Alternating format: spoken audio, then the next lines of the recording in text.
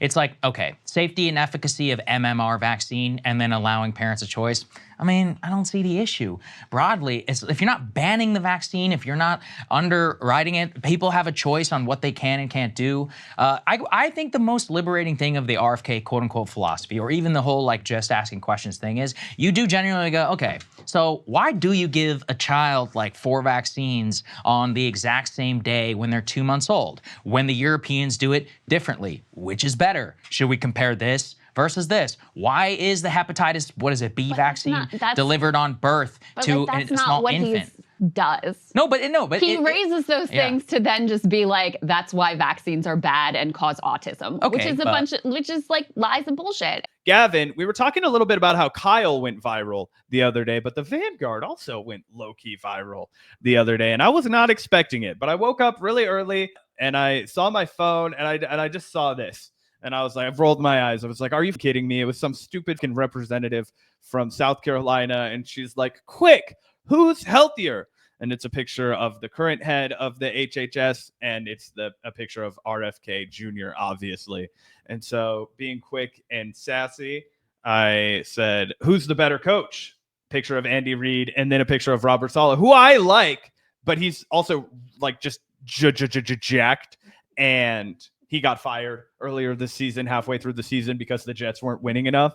And dude, I was not expecting this to go absolutely bonkers on the internet, but it did. It got 78,000 favorites, which is the second best tweet I've ever produced.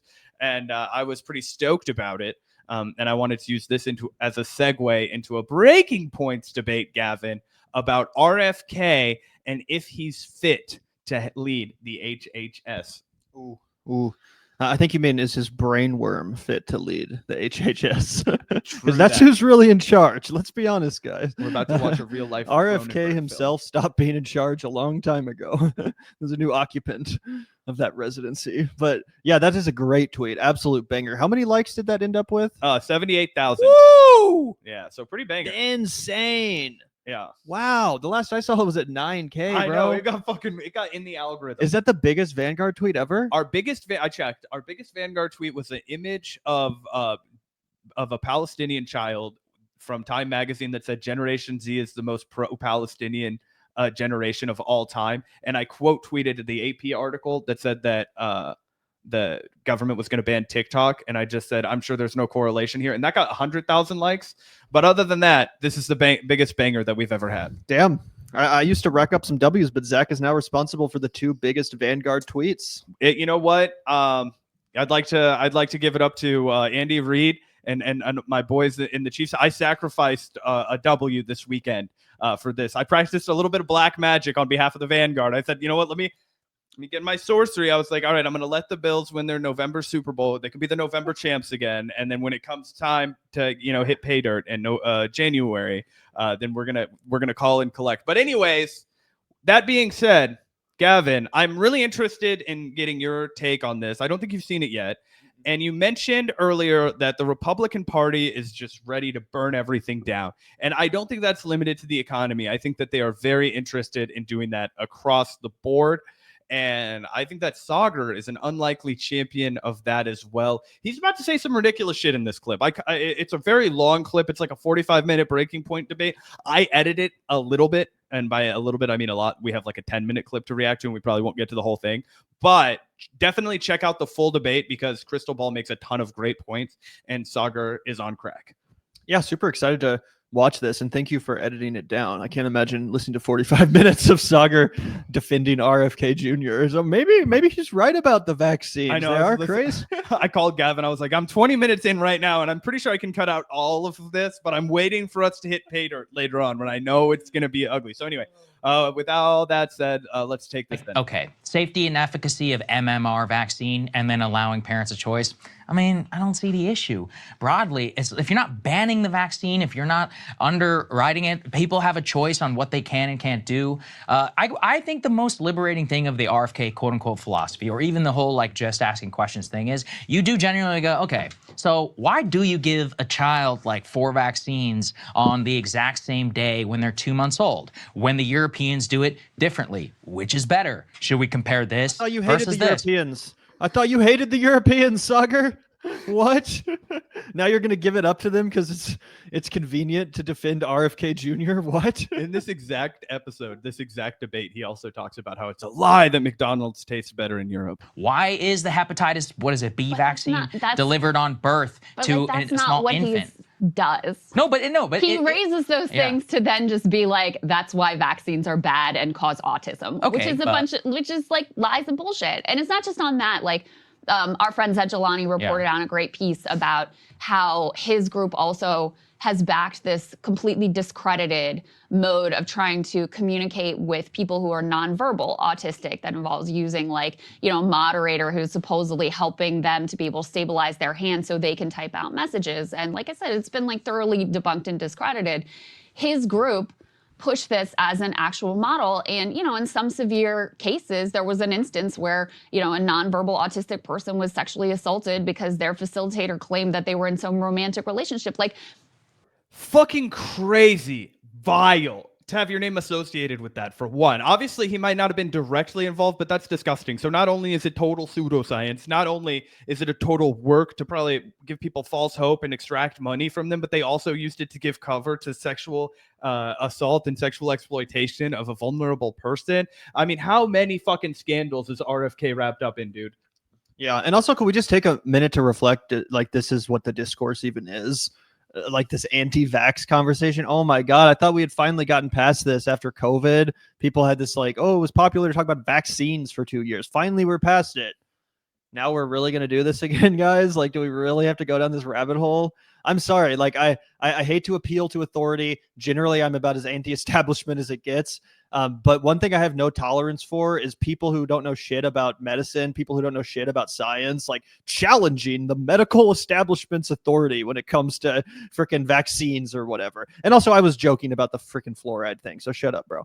But either way, yeah, just why that? Like, I'm sorry, but the for-profit big pharma companies didn't even develop the vaccine. It was government funded scientific research that did that. So I just have no tolerance for this bullshit. It's so stupid. Like, you go listen to a freaking medical professional, and if they want to, you know, tell you something about vaccines, then okay, whatever. But I don't give a shit about what fucking RFK Jr. has to say and all these stupid Joe Rogan. Do they cause autism? No, that's retarded.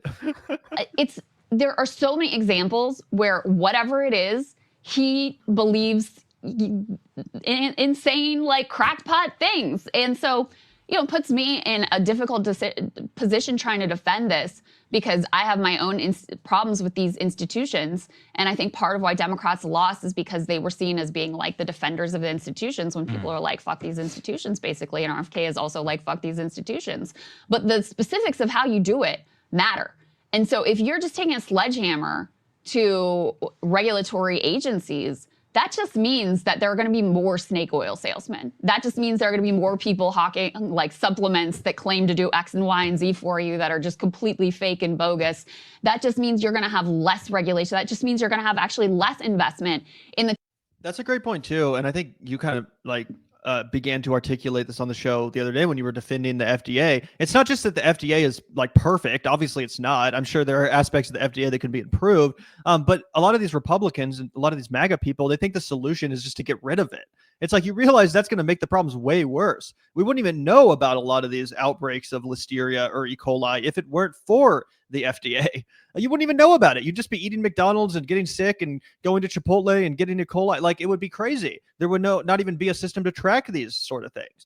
So yeah, you can argue that it should be improved or less corrupt or whatever. But as Krystal said, they literally just want to take a sledgehammer to it. That's what's going to happen. It's deregulation. That's not going to make anyone safer. Until you have shat your guts out in a foreign country in a fucking bathroom that doesn't flush because you have eaten some fucking, you know, questionable noodles that you got for 90 baht. Yeah, I don't want to hear about the Food and Drug Administration. Type of research that genuinely has developed life-saving new drug molecules and treatments, which is what the federal government has done amazingly well, actually. I mean, again, the drug companies are basically just like buy up the research that our taxpayers' dollars fund and our distribution mechanism.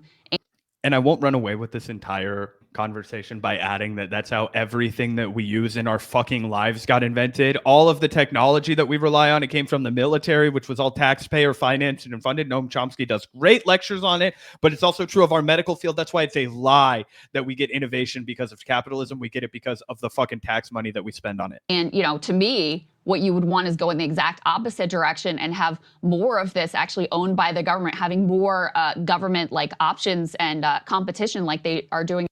One government, one pharmacy. In California with their own like government produced insulin, reducing those costs. But I just, so I'm very like skeptical that RFK Jr. is going to do anything good that's actually going to improve public health whatsoever. I'll put it this way, is that basically the reason why people like RFK, or the reason why people voted for Trump at a very base level, is they're like, things are so bad under the current system that blowing shit up is the only thing that's possible. So for me, I'm excited about the possibility. I think that, safety, efficacy, standards, choice, and being informed consent is actually very important. I don't trust the public health establishment. In terms of blowing up the FDA. Was that Griffin that put in that insert? No, I did. The edits that pop up throughout the thing I put in there. Okay, gotcha. I was like, LOL, that's pretty funny. That's a good time to edit. And seeing with the new regulatory regime, I think honestly, what else could come from it for them? And if you look at the way that Callie and Casey Means, the way that they talk, and the data that they have around autism, about childhood obesity, about cancer, the current trajectory is death. It is a dying and obese civilization where 75% of the population is currently. That's right. I ate McDonald's and I walked outside and now I'm dead. I'm dead.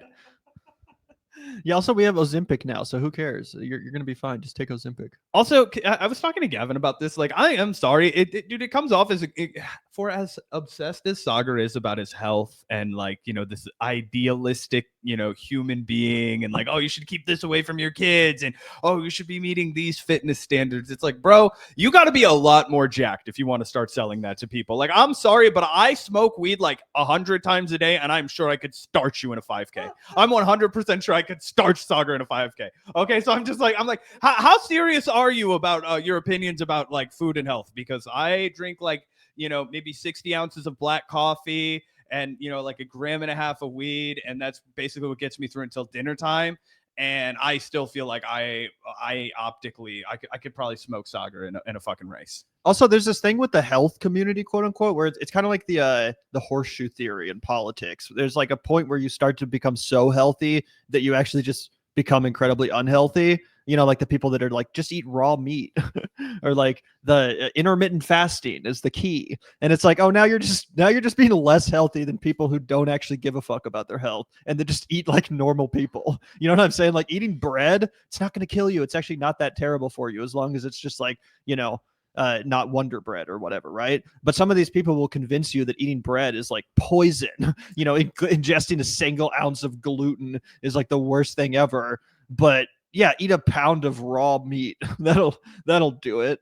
So yeah, a lot of, and I don't know how much Saagar falls into that, but I know he's into like Andrew Huberman and all of these kind of like, health nuts. So. Which is crazy because I'm like, bro, either shit or get off the pot. Either get obsessed about your fucking health and get jacked or don't. But also I wanted to show this to Gavin because I knew he'd get triggered. Let me throw this up on screen for everyone. If you think cane sugar Coke is better for you than Diet Coke, you're a fucking idiot.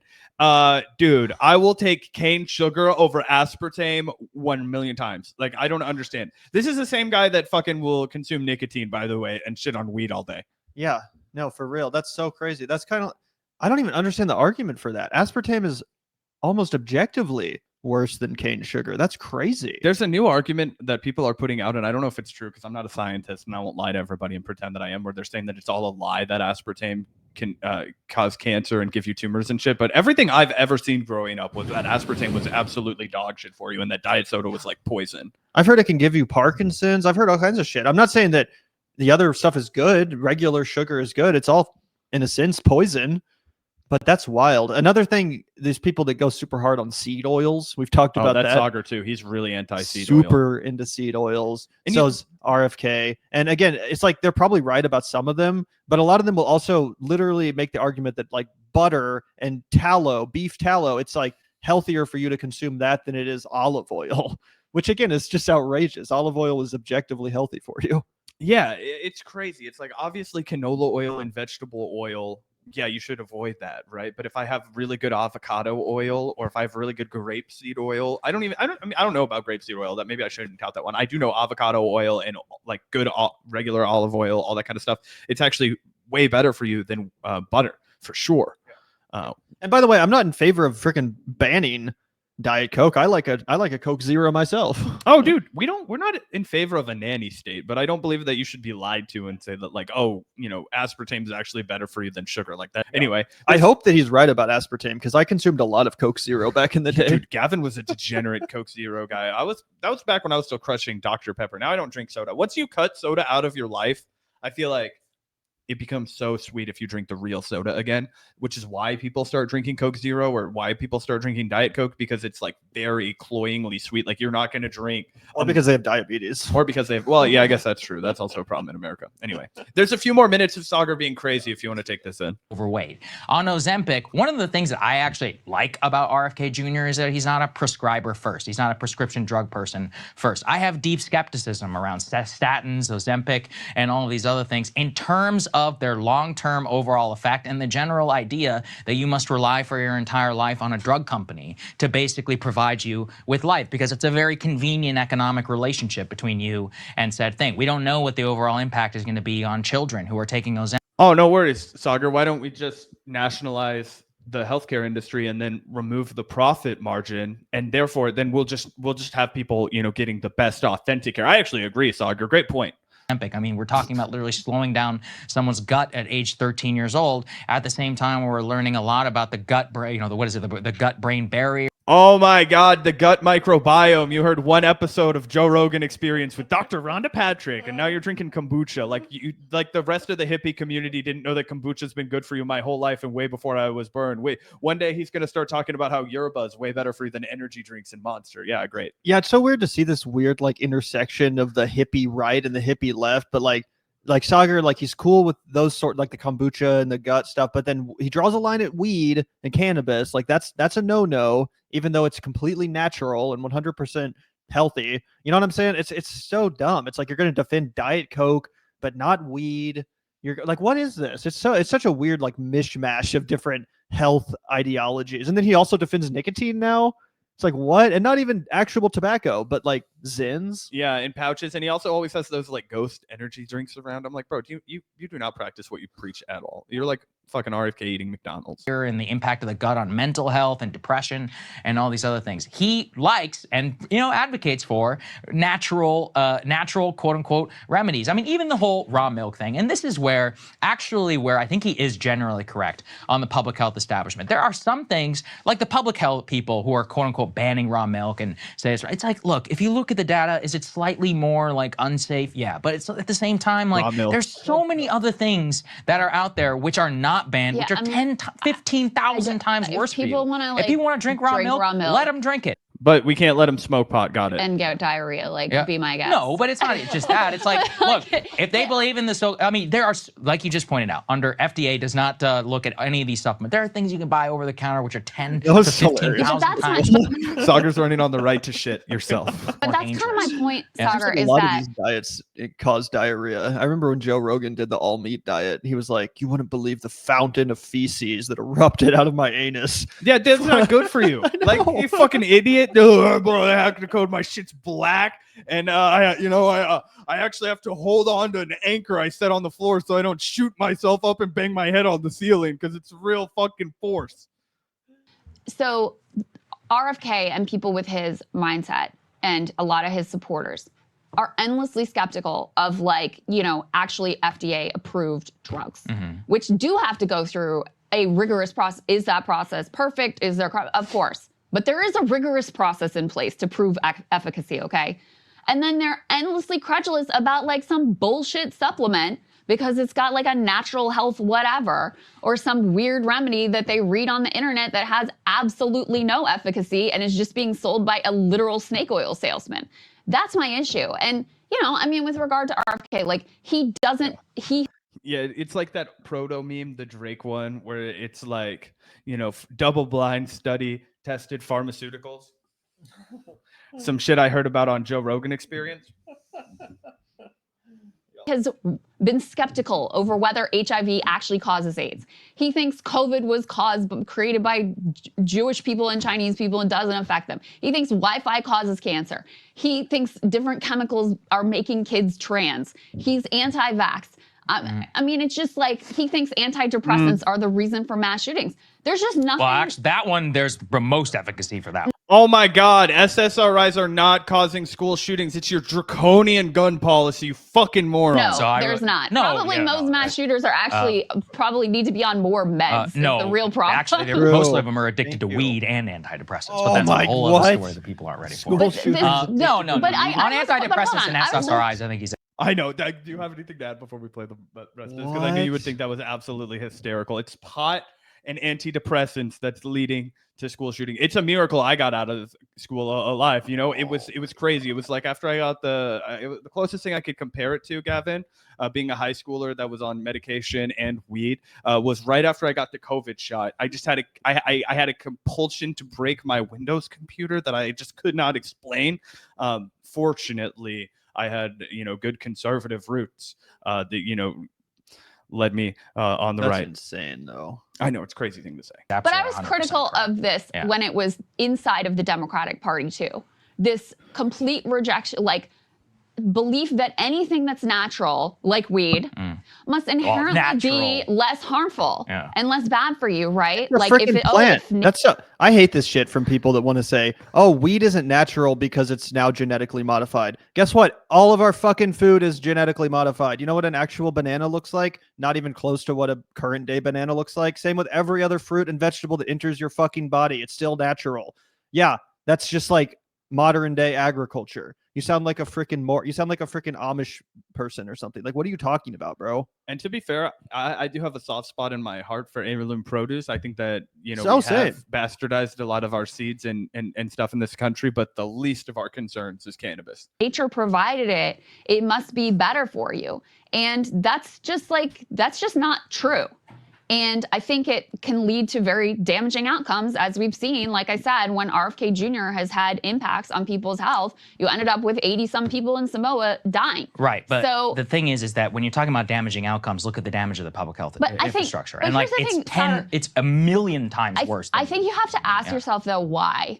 If your goal is to improve people's health outcomes and improve life expectancy, all of these things, why universal healthcare isn't a part of that at all, when that is the major thing that sets us apart from, the rest of.